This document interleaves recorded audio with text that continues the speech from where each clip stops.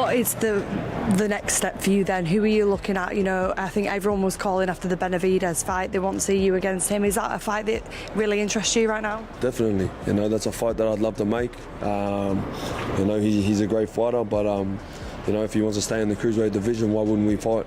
You know, I believe I'm the best cruiserweight. You know, and I've proved it many times. So, you know, I'm ranked #1. That's always been my plan. You know, I've made that clear for a long time. I've always wanted to become undisputed, and I'm going to keep pushing for that dream. Man, that fight's easy to make on our side. You know what I mean? I've been ready. You know, I'll just hear excuses and you know, and this and that, you know, Buzz, reach out. How bad do you want to fight? How bad do you want to be undisputed cruiserweight? That's an easy fight to make. Jai Opetaia is turning up the pressure on David Benavidez, insisting there is no reason for the Mexican-American star to avoid him as he pushes for a massive cruiserweight showdown. You know, I'm not here to chase fame or someone else or, you know, chase names for clout. I'm chasing undisputed. Even Benavidez, you know, his name's only in the mix is because he's fighting for a cruiserweight title. So if it wasn't fighting for a cruiserweight title, it doesn't bother me. I don't chase names. I'm chasing legacy and undisputed. Benavidez recognizes Opetaia as a serious threat, but he remains open to testing himself against him. Instead of avoiding the matchup, Benavidez makes it clear that he sees the potential showdown as a compelling challenge. I gotta be 100% honest. I gotta get myself started at cruiserweight first because Opetaia is a beast. You know, I've been watching him. I like him a lot. He's a great fighter. But definitely, let me get up there. Let me see how it is, and I could definitely, like I said, I don't shy away from no fighter. We know that. That would be a great fight. While Benavidez has shown he is open to the matchup, Opetaia is equally determined to make the fight happen. He remains focused on becoming undisputed and is ready to face whoever stands in his way to prove he belongs at the top. I don't care where it is. Honestly, I don't care where it is. I don't care. They call me and say, we'll fight here. Both done. I'll fight anywhere for that. You know, I want to become undisputed, and I don't feel like where I fight is going to change that. You know, like, I'm just ready to fight. You know, I want to see, am I undisputed? You know, are you boys better than me? And show me. Teddy Atlas identifies Benavidez's most dangerous weapon as his ability to seize control of a competitive fight without warning. That sudden change in intensity can overwhelm opponents before they have time to adjust, making the Mexican monster a nightmare to contain. And he's got that ability to fight and burst. He is a guy, I think the secret's out. I don't think everyone knew that this is a guy who is explosive and burst. The way that, you know, you might be in a certain part of the country that is prone to cloud bursts of rain. Like in the middle of the day, all of a sudden, boom, there's a burst of torrential rain, and then it stops, and then boom, there's another one. That's Benavidez. He is explosive with his hand speed, with power, and just his knack, his instinctual knack to know when to explode. From a stylistic standpoint, Roy Jones Jr. views a Benavidez-Opetaia clash as the kind of test both men have been missing. He sees the matchup as especially intriguing because the physical dimensions could make it much harder for either fighter to impose his usual advantages. I think it's a great fight to test both of them. Jazz knew it coming. Benavidez has not had nobody apparently that really wanted to try to step up and test him yet that was of his caliber.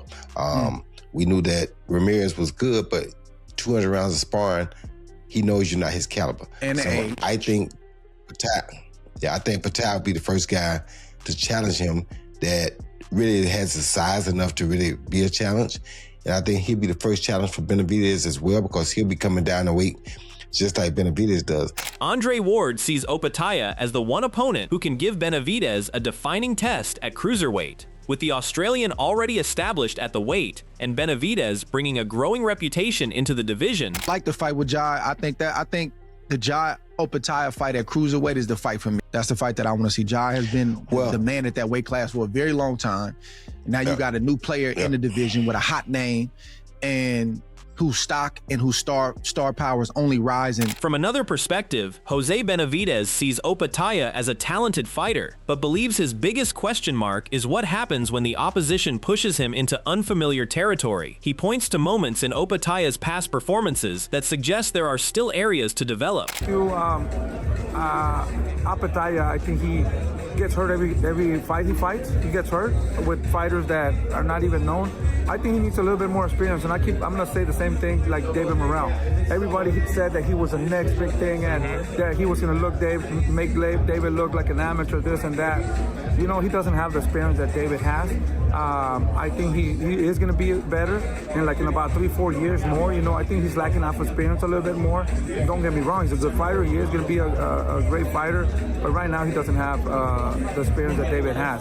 Timothy Bradley is firmly backing Benavidez to overcome Opetaia, but he sees the fight being decided by how long Opetaia can maintain his discipline. Bradley believes Benavidez's relentless pressure could eventually drag him into the kind of fight where his stamina becomes a major liability. B-ball. David Benavidez beat Ja Opetaia. Hell yeah, he beat Opetaia.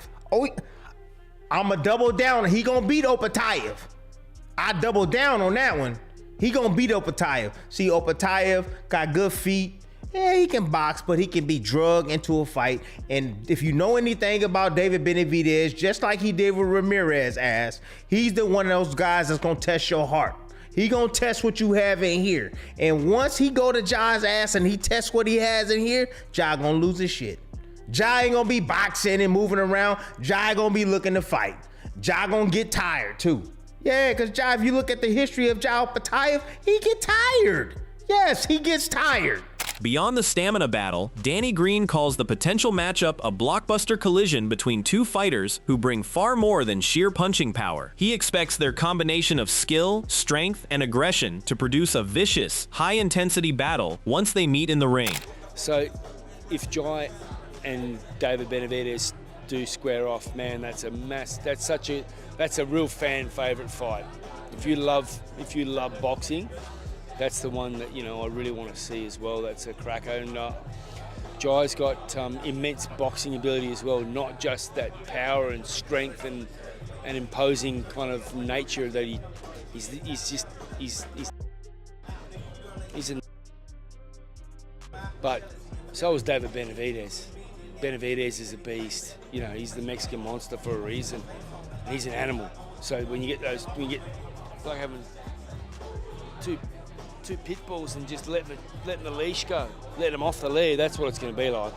Zab Judah argues that Benavidez has developed such an unconventional approach that opponents have yet to find a reliable blueprint for dealing with it. He believes that unfamiliarity gives Benavidez a major tactical edge, especially as fighters are still trying to figure out how to counter his unique approach. I predict the same thing. Because it's a new style. David Benavidez has his own style in boxing. He has his own, he's the first fighter we know with his style.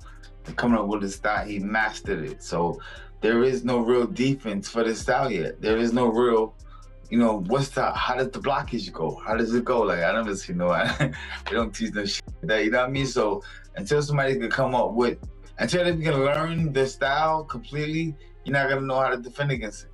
We gotta see it some more, you know what I mean? So shout out to David Benavidez coming up with his own style. That's crazy. And the switch. Mike Coppinger ranks Benavidez as the clear favorite over Opetaia at this stage, arguing that Opetaia still has more to prove before he can be considered on the same level as an established elite fighter. The matchup itself would be the real test of Opetaia's standing. I gotta say, Max, I think Benavidez is a bigger favorite with the bookies. I want to see that fight first. I don't think Opetaia has not yet proven that he is on the level of a Benavidez, who's definitely a Hall of Famer. No disrespect to Opetaia, who's building his own legacy, but he's not there yet. Malik Scott warns that Benavidez's offense becomes especially devastating once he starts building momentum. His speed, precision, and punishing combinations give opponents almost no margin for error, turning even minor mistakes into dangerous exchanges. When you are in the fight of your life from round 1 through round 12, David Benavidez, I've never seen nothing like him before. I've never seen hand speed like that on a consistent basis. I've never seen extension with that hand speed like that. He throw 8 punch combinations sometimes or even more. if he throw 13 shots, 11 of them got heat on it. Usually, the more people throw, the more that that the power is not there. He does fights like that. He's blunt like that when he's punching. He have bad intentions on everything that he's throwing. He's extremely fast. He has good timing. He can get away with mistakes because of his speed and his volume. It's not a good thing for when fighters square up with their feet. I don't mind it when David Benavidez do it. Continuing the debate, Teofimo Lopez and Max Kellerman both believed Benavidez should turn his attention toward Opetaia, arguing that the matchup made too much sense to ignore. In their view, putting the two best cruiserweights against each other would settle who truly deserved to be called the division's best. I think I actually agree with you on this one, Max. I think, honestly, Benavidez should just go after the ring and face Jai Opetaia. I mean, why not? I mean, overall, it should be a better fight. People want to see it already, and you'll be the #1 guy. You know, you will be the champion. And also the logic that he's using, well, I'm after legacy stuff. Does he think that some sanctioning body, that a belt confers some special status actually on a fight? Who are the two best cruiserweights in the world? It is obvious to everyone. Jai Opetaia, David Benavidez. Jose Benavidez gives Opetaia plenty of credit, but he also sees a few unanswered questions surrounding the Australian's development. His recent outing, in particular, left Benavidez wondering whether Opetaia is fully prepared for a much bigger challenge. Opetaia, you know what? I think he's a great fighter. I met him at a fight. I want to give a big shout out to Opetaia. I think he's a great fighter. He's doing well. I think he still needs the experience, you know. His last fight, I think he held back. He looked a little bit tired. He was struggling in there. He did win the fight to me. And, I mean, he did win pretty much all the rounds. But, you know, I just think that he needs a little bit more experience. From a physical standpoint, Ron Ellis believes a Benavidez-Opetaia showdown could strip away one of Benavidez's biggest advantages and force him into unfamiliar territory. With the two fighters closely matched physically, Ellis suggests Benavidez may have to prove he can win the fight in a very different way. Biggest takeaway between Jai and David Benavidez? So picking on some of your own sides. You know, start with that. That's first of all. Y'all the same size, so now it's like, I don't think you can stand there. Yeah, I don't think that's Russian roulette. When you see me on the ropes, you know, I'm a little motherfucker. I'm swinging, he just... But, you know, when it's the same size, you know, Benavidez gonna have to show his real boxing skills. Because I don't think you can just walk him down. Sergio Mora sees an even bigger threat. He views Opetaia as a far more dangerous threat than the matchup might suggest, especially because of the tools he brings into the ring. He believes the Australian has several qualities that could neutralize Benavidez's usual strengths and turn the fight into a brutal test. Opetaia is stronger. Pound for pound in punching, Opetaia punches a lot harder with one single shot than Benavidez. He's a harder, heavy-handed puncher. He's a southpaw. He has better feet than Benavidez. He's just as mean as Benavidez. That would be violent, man. That fight would be violent. You think Jai Opetaia is as mean as Benavidez? 100%. Building on that assessment, Sergio Mora goes even further, arguing that Opetaia's physical advantages could create serious problems for the Mexican monster. He still rates Benavidez extremely highly, but sees this particular matchup as one where the difference in natural size could prove decisive. Yes, I look, I'm a fighter. You're not. I see what the hell I'm seeing whenever I'm around Jai Opetaia. This is violent, man, and he has heavy hands and he has quick feet, and he does it from that left-handed stance. Opetaia will beat Benavidez if they ever fight. That's just my early prediction. I think Benavidez is top pound for pound. He's a killer. He's the future of Mexican boxing and those Mexican dates. But there's weight classes for a reason. He was able to beat a blown up super middleweight in Sulo Ramirez, but not a natural cruiserweight champion like Opetaia, because there's limits to boxing. I'll say what I've always said about Jai Opetaia. Even so, Robert Garcia considers Benavidez a genuine force and sees Opetaia as one of the major challenges worth pursuing at cruiserweight. He believes that kind of matchup could serve as a crucial test before Benavidez makes the jump to heavyweight. Chris, a monster, bro. I think he's got a couple fights that I would love him to do. Maybe at that same weight, or maybe go down to fight Bivol and Better Biff, and the other one is what that other cruiserweight that signed with Sufa. Jai. Opetaia. Opetaia, yeah. I don't know if that fight could even be done now that he's with Supa and what belt they're gonna fight for, whatever. I don't know. But those are 3 fights that I would like to see Benavidez take. But then after that, he's ready for the heavyweights, man. He's ready to fight Usyk.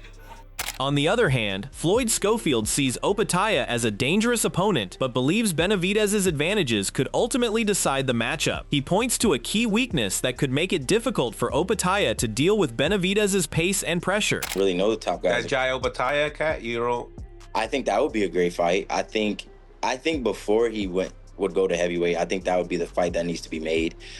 I think Jai has a good chance too of possibly winning. You know, like I said, yeah, I think it just comes down to who shows up that night. That's the only thing that I think it would be his downfall. He's way slower than David. And then he did have a rough fight. I would say rough. A challenging fight with Glanton. You know, he didn't get Glanton out of there. So, I mean, I think Jai Opetaia, like I said, he could beat Benavidez, but it all depends who comes in better that night. But I would definitely favor Benavidez. Coach Bredman highlights a major danger for Benavidez in this matchup. Opetaia combines size with speed and explosiveness that could force Benavidez to be far more cautious, especially against the threat coming from the opposite stance. Well, Opetaia is big, fast, and explosive. And David has good defense, but he's not unhittable. So the fact that David started out at 168 and Opetaia started out at 200, Opetaia, you know, I didn't think Zurdo could do anything with David because he's just too slow getting off, man. You know what I mean? Like, everything is not about speed, man, but when the speed difference is that big, you got to have some kind of like masterful timing or jab or something to offset that. He's just too slow. Opetaia not slow like that. He's twitchy, he's fast, and he's explosive. And David gonna have to be careful. That boy will hit you with a left hand, he can knock you out.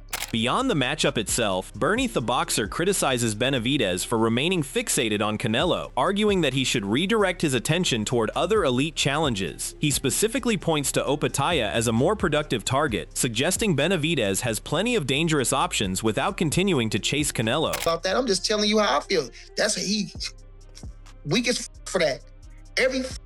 Never gonna not say Canelo. You can't talk about nobody else.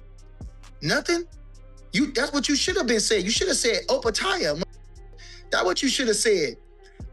I'm here at cruiserweight. I want the champion. Andre Dirrell sees speed as a major advantage for Benavidez, particularly in exchanges where quick reactions and combination punching could separate the two fighters. He also suggests that a matchup with Opetaia presents a much tougher challenge. Punching speed is going to be the biggest factor because the feet will meet in this fight, right? And when they do, it's who's faster, you know, who's smarter, you know what I'm saying, and, you know, who can get off with the quicker shots, you know what I'm saying, shorter shots. And David has a great ability in the inside. You kind of see Zurdo's punches come in one at a time or one after another, meaning 1, 2, 3, 4. When David, you get hit with 3 before you even know it. So it's just like, okay, he hit me right here, but who the hell hit me over on this side and down to the body at the same time? So that speed is going to be a huge factor. He's going to win that fight. And him and Jai is going to be a tough fight for both fighters. That's going to be a fight. Both of these guys are going to learn a lot about themselves. Still, Andre Dirrell identifies Benavidez's movement as the area that could give him trouble, but he still sees him as an extremely difficult opponent to deal with. Despite the weakness, Dirrell believes Benavidez's aggression and durability make him a threat in any high-level matchup. Fighter, right? But David has a disadvantage. His feet, period, point blank. You know, Jai can go for 12 rounds that way. He just got to do it the right way, you know? So we'll see, because you know how I feel about David versus Bivol. You already know how I feel about that fight. Yeah. You know, so that's it, man. You know, he has to get his feet together, but that fight right there is going to be a hell of a fight, great fight. I know David won it right after whoever else he got lined up. Yep. The next day, he ready to fight the next person. Yep. David just a monster, man. He's a monster for real. With both fighters showing interest, could this cruiserweight showdown finally become a reality? And if Benavidez and Opetaia meet, who do you think has the style to come out on top? Could this be the fight that determines the true king of the division? Let us know your prediction in the comments. And don't forget to like, subscribe, and turn on notifications for more boxing breakdowns from the channel.